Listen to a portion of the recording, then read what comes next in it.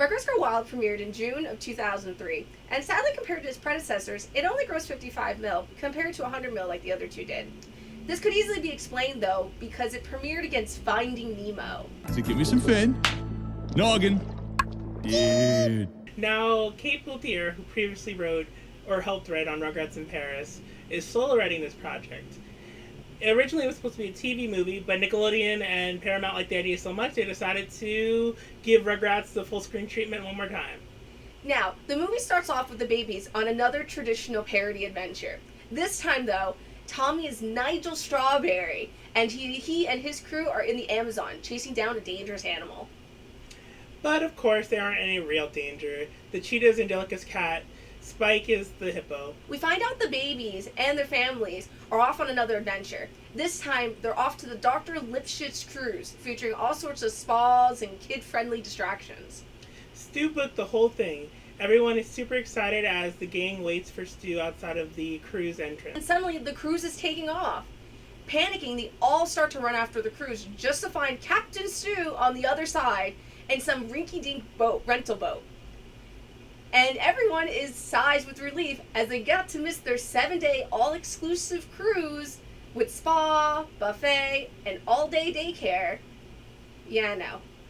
But on a side note, let me just give Charlotte some really good credit. They gave her some amazing scenes throughout this movie. The first one being is that the second she realizes Stu is in a rinky-dink rental boat, she takes off her hat and dives straight into that water and starts swimming after that cruise.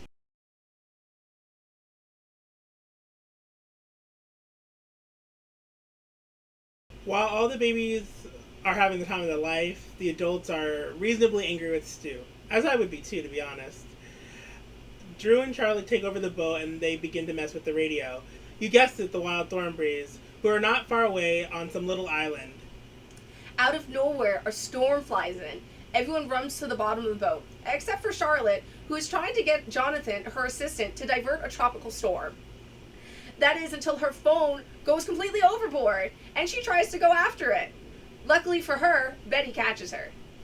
With the storm getting worse, the boat ends up capsizing, dragging them underwater. Chaz, being the good guy that he is, tries to open the door from where they entered, not realizing the boat is upside down now. But it's too late, and the room starts to fill with water. And Charlotte begins to continue showing how awesome she is, and does not hesitate to rip off the bottom of her dress and climb up the ladder and then break open the door with one of her heels. They end up drifting onto an island that is completely, supposedly, uninhabited. While they ponder what to do next, unbeknownst to them, on the other side of the island are the Thornberrys. They're here for work, looking for a clouded leopard, whom they have been having a rather hard time finding. Back with the babies, the Pickles, the Finsters, and DeVille start fighting. As they all bicker, Betty draws a circle around them and calls it the Circle of Chaos. And you never want to be in the Circle of Chaos. As the newly elected leader, Betty decides to leave Stu to babysit while the rest of them search for island resources. While they are gone, Stu decides that if he is able to get them off the island by making a radio with some stuff that he has, no one will be angry with him anymore. While Stu starts to wander off, he tells Angelica to keep an eye on the babies, but she decides that that's too menial of a task for her, as she is Princess Angelic Tiki. Tell Spike to do it. Tommy decides in the meantime that they are going to take things into their own hands, and they're going to look for Nigel Thornberry, who last time they saw him was heading into the Amazon, and he figures, well, that looks like the Amazon over there, so he must be there. Meanwhile, the babies take off on their adventure, with Spike not too far behind. Angelica, on the other hand, gets annoyed because the babies won't listen to her like they usually do. She's at a loss. When Angelica sees how well Debbie bosses Darwin around, she decides that Debbie would be the perfect. I'm a big boss again. When Debbie questions who Angelica was since the island was supposed to be deserted, Angelica lies and says that she is Angelica Tiki, princess of this island. Debbie does not need more convincing, takes Angelica Tiki under her wing. Darwin gets freaked out by Debbie's smaller doppelganger and freaks out and goes in search for Eliza. Darwin finds Eliza, who's still in search of that clouded leopard. Eliza and Darwin, in their search, end up finding Spike, who's having some problems with the stuff he knows. Oh, and by the way, for the first time, we get to hear Spike's voice, and it's exactly how I thought it would sound. He's played by Bruce Willis, and he just plays him to perfection. But his character's just so chaotic, all over the place, exactly how I imagined Spike would be. It was just the perfect casting for him. Anyway, Spike explains to Eliza how he can't find his babies because his nose is clogged, and begs her to help him. Eliza agrees, worrying about young pups being alone in the wild on the island. Back to the babies, Chucky gets separated from the gang yet again, and he ends up falling in some mud, so he goes to the nearby river to clean himself up, as one would do. While washing in the waterfall, he comes across Donnie, the Thronberrys' adopted wild child. Chucky thinks that he is his reflection since he doesn't have his glasses on at the moment. Now, if you haven't noticed, Donnie looks an awful lot like Chucky, despite being slightly older and having brown hair. Well, you'd be right to think that. You see, Rugrats and the Wild Thornberries were both curated by Crispy Claspo's Productions, which could explain why the characters look kind of similar. While Chucky is distracted, Donnie steals his clothes and dresses up like him. Donnie ends up with Tommy and the rest of the gang, thinking he's Chucky because why wouldn't he? They dress just like Chucky and they look kind of similar. They do mention how he is kind of acting a little funny. Tommy ends up finding Nigel, who he sees at the top of the cliff. Nigel also spots them. Concerned, he starts telling the babies to stay right where they are and he's going to make his way over there, just as he takes a step right off the cliff. While he survives the fall with no problems whatsoever, not even a scratch, a coconut ends up smashing him on the head, causing him to have amnesia and think he's a toddler again. He can even understand the babies, no problem. On the other side of the island, Eliza is still trying to help Spike sniff out his babies. In the meantime, though, the clouded leopard appears and wants to have them for dinner. Spike, thinking the clouded leopard is nothing more than a big house cat, is not afraid and ends up severely teasing and annoying the leopard. Spike, being not too bright though, ends up mentioning how he's looking for his two-legged babies. It was in that moment Eliza realizes Spike wasn't looking for puppies, but actual human babies.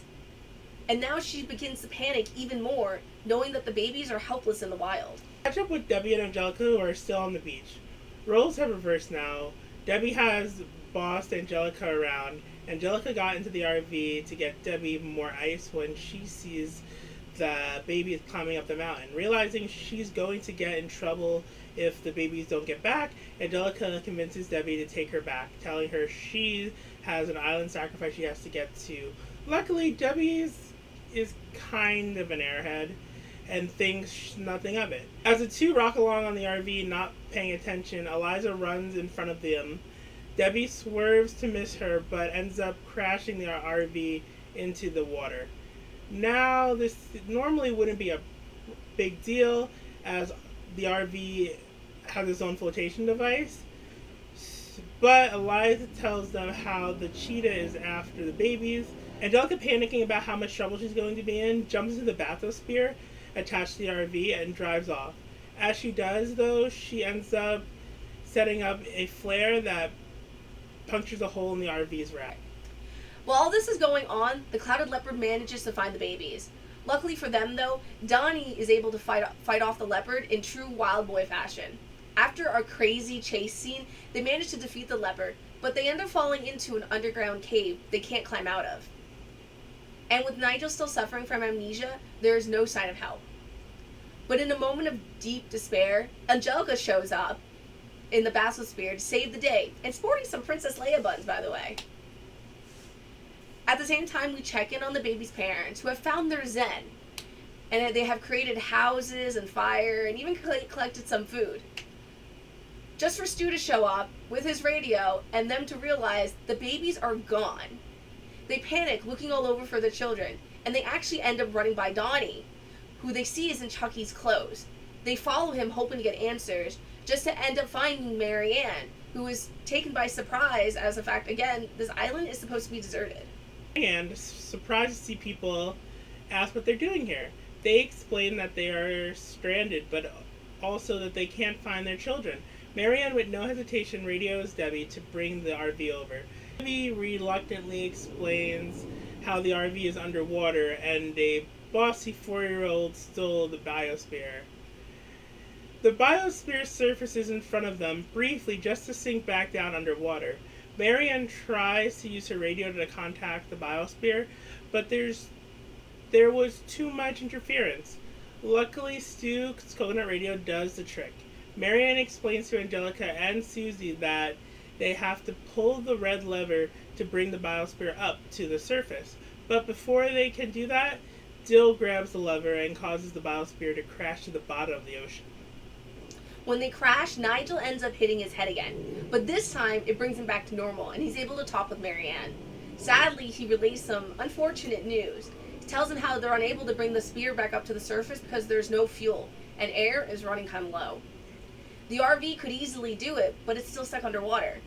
While they all begin to despair, Stu gets an idea. He figures out a way to be able to bring the RV back to the surface. Debbie also helped by figuring out a way to unpatch the inflatable portion of the RV. In the ocean, the raft was still out there stuck on a rock. Spike takes a leap into the ocean to retrieve it, coming back successfully with it. With the patch acquired, everyone starts getting to work to quickly build Stu's machine, and Debbie even uses her gum as glue to patch up the RV. They manage to raise the RV just in time to save Nigel and the babies as the spear is about to run out of oxygen. Everyone emerges from the biosphere safe and sound and happy to be reunited with their family.